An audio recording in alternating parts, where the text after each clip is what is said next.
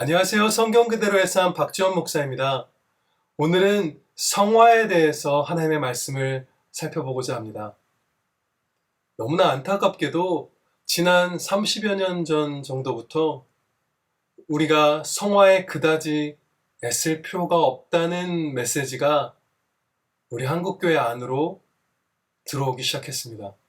그리고 호응을 얻었고 지난 몇 년 사이에는 그 흐름이 훨씬 더 거세진 것을 우리가 목격할 수가 있어요. 다양한 논리와 표현으로 성화 혹은 순종의 중요성을 축소하곤 합니다. 예를 들어서 이런 것이에요. 하나님께서 그 강한 팔로 우리를 붙드시니 우리가 그렇게 하나님을 붙들려고 애쓸 필요는 없다. 괜찮다. 또 하나님께서는 우리를 있는 그대로 사랑하시니 그렇게 거룩해지기 위해서 구슬땀을 흘릴 필요까지는 없다. 걱정하지 마라. 또 자신의 죄악을 안타깝게 여기며 애통해하는 것만으로도 잘했다. 괜찮다. 그렇게까지 죄악과의 치열한 싸움을 하지 않아도 이미 네가 그것을 애통해하고 있으니 잘했다. 그 정도까지가 우리가 할 수 있는 최선이다.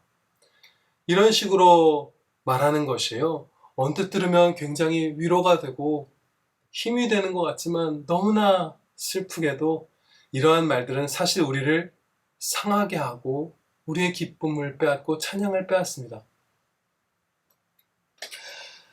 정말 은혜로운 삶은 온 힘을 다해서 예수님을 따르고 예수님을 닮아갈 때 주신다고 예수님께서 친히 말씀하셨어요. 이제 성경 말씀에서 우리의 성화와 순종에 대해서 어떻게 가르쳐주고 계신가 네 부분으로 간략하게 살펴보도록 하겠습니다. 첫째로 우리의 사랑에 관한 말씀입니다. 예수님의 말씀대로 사는 것이 예수님을 사랑하는 것이다 라고 가르쳐 주셨어요. 즉 성화와 순종에 힘쓰는 자만이 예수님을 힘써 사랑하는 것이다 라고 가르쳐 주신 것이에요. 예수님께서 성육신하셔서 친히 이 진리를 강조하고 또 강조하고 반복하고 또 반복해서 가르쳐 주셨어요. 요한복음 14장 말씀에서 몇 부분을 제가 봉독하겠습니다. 먼저 15절 말씀입니다. 너희가 나를 사랑하면 나의 계명을 지키리라. 21절 말씀입니다.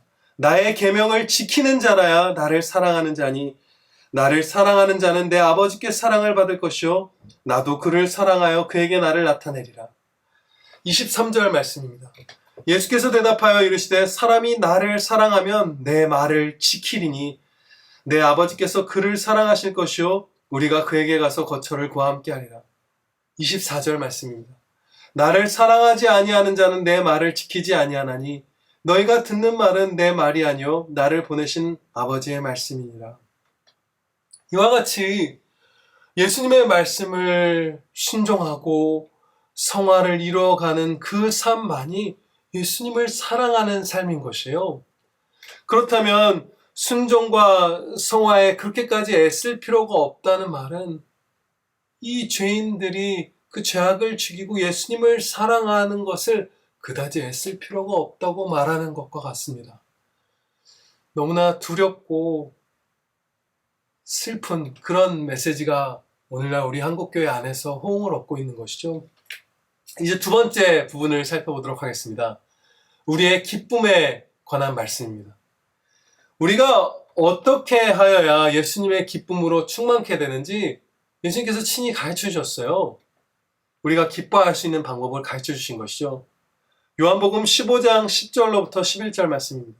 내가 아버지의 계명을 지켜 그의 사랑 안에 거하는 것 같이 너희도 내 계명을 지키면 내 사랑 안에 거하리라. 내가 이것을 너희에게 이름은 내 기쁨이 너희 안에 있어 너희 기쁨을 충만하게 하려 함이라. 아멘.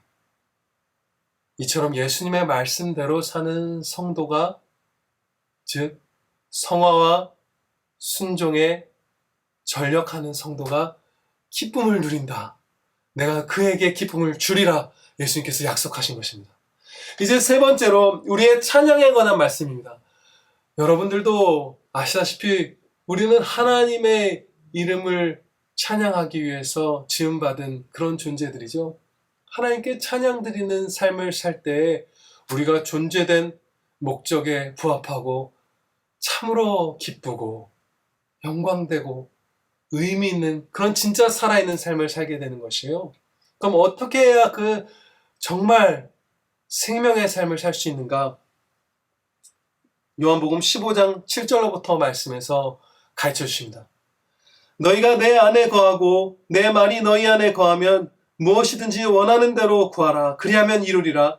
너희가 열매를 많이 맺으면 내 아버지께서 영광을 받으실 것이라. 아멘. 내 아버지께서 영광을 받으실 것이라는 말씀대로 지금 제가 봉독해드린 말씀은 어떻게 하면 우리가 하나님께 찬양의 삶을 충성되게 살 수 있을까를 가르쳐 주시는 그런 말씀이에요. 그런데 예수님께서는 우리가 찬양의 삶을 사는데 중대한 조건이 한 가지 있다고 지금 가르쳐 주셨습니다. 바로 이것이에요. 너희가 내 안에 거하고 내 말이 너희 안에 거하면, 이것이 조건이에요.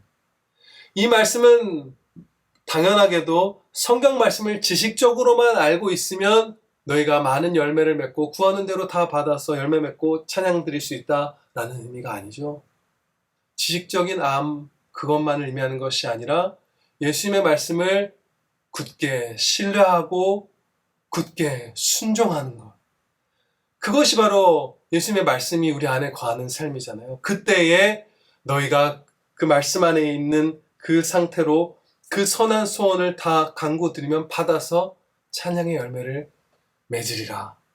이렇게 가르쳐 주신 것이에요. 즉 힘써 순종하며 성화되어가는 자녀만이 우리가 창조된 목적인 찬양의 삶을 풍성하게 살 수 있는 것입니다. 하나님께서는 우리의 영혼을 보시죠. 겉으로만 포장된 찬양을 하나님께서는 기쁘게 받아주시지 않고 정말로 마음으로부터 그 말씀을 믿고 사모하며 순종하는, 정말 마음 깊숙이서부터 예수님을 섬기는 그런 자에게서 찬양을 받아주시는 것이에요. 그러니까 성화와 순종에 그렇게 애쓸 필요 없다. 좀 편하게 사십시오. 말은 좋아 보이지만 그 말은 찬양의 기회를 빼앗는 아주 슬프고 안타까운 그런 가르침입니다. 마지막으로 구원에 대한 말씀을 살펴보겠습니다. 히브리서 6장 18절 말씀을 제가 봉독하겠습니다. 앞에 있는 소망을 얻으려고 피난처를 찾은 우리에게 큰 안위를 받게 하려 하심이라. 아멘.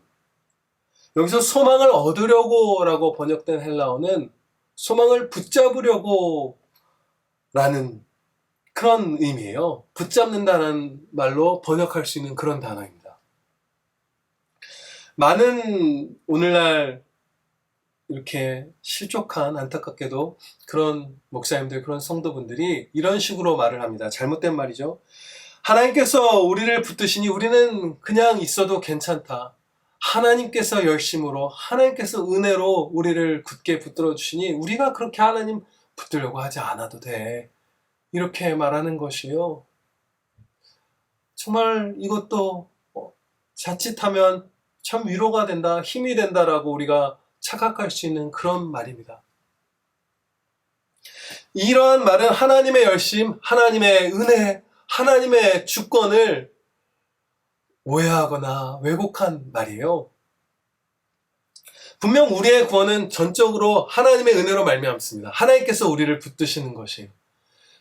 하나님의 은혜가 많이 우리의 구원에 차지하는 것이 아니라 100% 은혜로 구원받습니다. 전적인 은혜, 구원, 이것이 진리예요. 그렇다면 그 전적인 은혜 구원을 하나님께서는 어떠한 방식으로 우리에게 이루어 주실까요? 우리에게 그냥 널브러져 있을 자유를 주시고 하나님께서 우리를 구원하시는 방식으로 은혜를 베푸시지 않습니다. 하나님께서는 우리가 하나님을 붙잡지 않아도 될 자유를 주시는 것이 아니라 그 전적인 은혜로 무엇을 주시냐면 하나님과 원수되었던 저와 여러분이, 이 죄인이 자발적으로 하나님을 사랑하고 갈망하고 찾고 그 품에 안기고 하나님을 붙드는 그 삶을 살 수 있도록 은혜 가운데서 우리를 구원하시는 것입니다. 하나님을 붙잡지 않을 수 있는 자유를 주심으로써 우리를 구원하시는 것이 아니라 이 죄인이 하나님을 너무나 사모해서 붙들게 하시는 그 은혜를 주심으로써 우리를 구원하시는 것이에요. 전적인 은혜로서 그것을 주십니다. 그렇기 때문에 하나님께서 열심으로 우리를 붙드셨으니 그럭저럭 우리가 있어도 괜찮다.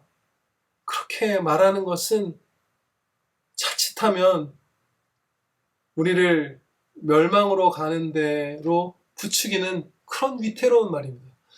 하나님의 열심으로 우리가 구원받은 우리는 그냥 어느 정도 죄를 애통해하는 정도로만 있어도 괜찮다. 좀 눈물 흘리고 통곡하면 됐다. 이렇게 하는 것은 그런 식으로 하나님의 말씀이 왜곡되어 선포되는 현장 안에 있는 오늘날의 많은 우리의 형제들은 자칫하면 교회 안에 있으면서도 아직 예수님을 참으로 회심하여 믿지 않는 상태에 있으면서도 자기가 예수님을 믿고 구원받았다고 착각할 수 있어요.